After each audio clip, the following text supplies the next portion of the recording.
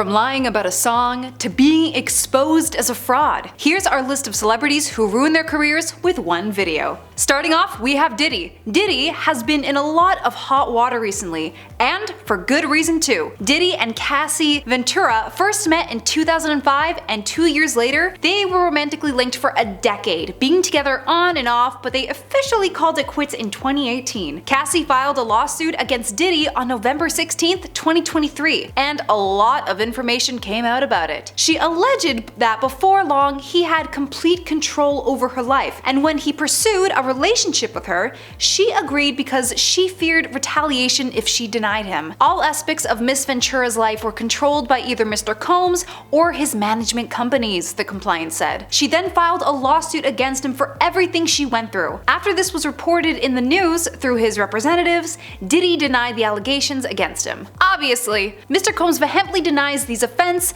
and outrageous allegations, said the rapper's lawyer, Ben Brafman, in a statement. For the past 6 months, Mr. Combs has been subjected to Miss Ventura's persistent demands of $30 million, under the threat of writing a damaging book about their relationship, which was unequivocally rejected as blatant blackmail. Despite withdrawing her initial threat, Miss Ventura has now resorted to filing a lawsuit riddled with baseless and outrageous lies, aiming to tarnish Mr. Combs' reputation and seeking a payday. Then, less than 48 hours, they settled the case for an undisclosed amount of money. Then, after this, people forget about the whole lawsuit. But in May of 2024, everything changed. In Cassie's lawsuit, she spoke of an incident that happened at a hotel. Diddy denied this, but then a video footage of the incident was released. It was shocking to say the least, and it proved that Cassie was telling the truth the whole time. The gut-wrenching video has only further confirmed the disturbing and predatory behavior of Mr. Combs. Cassie's attorney said in a statement after the footage resurfaced, "Words cannot express the amount of courage and fortitude that Miss Ventura has shown in coming forward to bring this to light." Then people started calling Diddy out about what he said, and he put out a statement online. He said, "I was disgusted when I did it. I'm disgusted now. I went and I sought out professional help. I'm gonna go to therapy, gonna go to rehab. I had asked God for his mercy and grace. I'm so sorry." He added that he was committed to being a better man each and every day. But you only have to look at the comment section to know that his fans don't believe him. They criticize Diddy for only apologizing now that the evidence has finally come out. What did I just say? After all, it's alleged that he paid $50,000 to keep the CCTV footage from the incident. With this footage coming out, a lot of people started viewing him differently. Then there's Kanye West's phone call with Taylor Swift that showed she was a liar. But first, we need some backstory. Perhaps the most iconic VMAs moment ever was back in 2009 when Taylor Swift was accepting her VMA for Best Female Video. Suddenly, in the middle of her speech, Kanye stormed the stage and took the microphone from her and said the infamous line, "Yo, Taylor, I'm really happy for you. I'ma let you finish, but Beyonce has one of the best videos of all time." They then had an ongoing feud, but the pair had seemingly made up in 2015 after being seen together at award shows and posting on social media. But that changed in 2016. In February 2016, Kanye released his song Famous, which included the lyrics, "I made that be famous." Following the backlash, the rapper took to Twitter,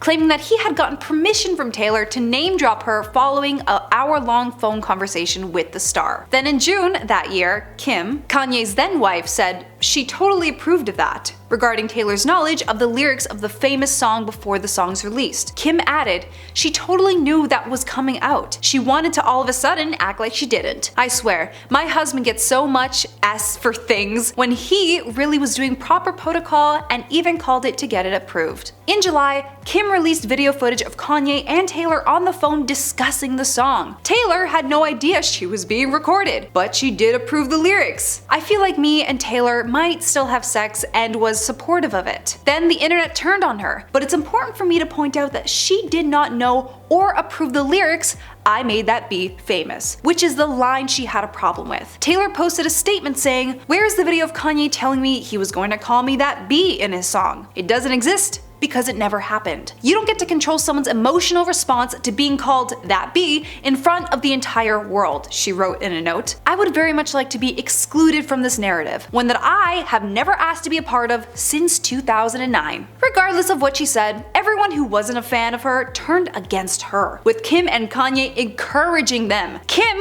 made a lot of tweets regarding Taylor, calling her a snake and making rude remarks. Now, in 2020, the full unedited version of the Taylor-Kanye phone call came out, proving that Taylor never lied. She never approved the lyrics "I made that be famous," like she said all along. Addressing the full video, Taylor posted on Instagram saying, "Instead of answering those who are asking how I feel about the video footage that leaked, proving that I was telling the truth the whole time about that call, you know, the one that was illegally recorded, that somebody edited and manipulated in order to frame me and put me up, my family, and my fans through hell for 4 years, swipe up." So yes, Taylor was happy that the truth came out, but called out how it affected her negatively. But still, some people dislike Taylor because of all of this. Janet Jackson was the Super Bowl performer in 2004. Although being the halftime performer is supposed to boost your career as millions of people are watching your performance, the complete opposite happened to Janet, which was just unfortunate. During her performance, she brought out Justin Timberlake. He sang the lyric, "I'm gonna have you naked by the end of this song," and then he tore open her costume, exposing her right chest to 140 million viewers. Now, this in general is just embarrassing, but the media had a field day with it. The incident was referred to as a nipplegate by the media. The FCC received more than 500,000 complaints about that broadcast. CBS was fined $5,500,000, and then the NFL was asked to refund the $10 million that they had been given to the halftime show sponsor. This also affected her outside of the Super Bowl, as she was not allowed to attend the Grammy Awards that year, forced to withdraw after being scheduled as a presenter. Then Janet's album was blacklisted by several radio stations and music channels. She was also asked to resign from the biographical film of singer and activist Lena Horne. Janet issued an apology and said that the incident was accidental, but some people never forgave her for a simple mistake, which in reality was Justin's fault. In 2004, Ashlee Simpson was the talk of the town. She had an album,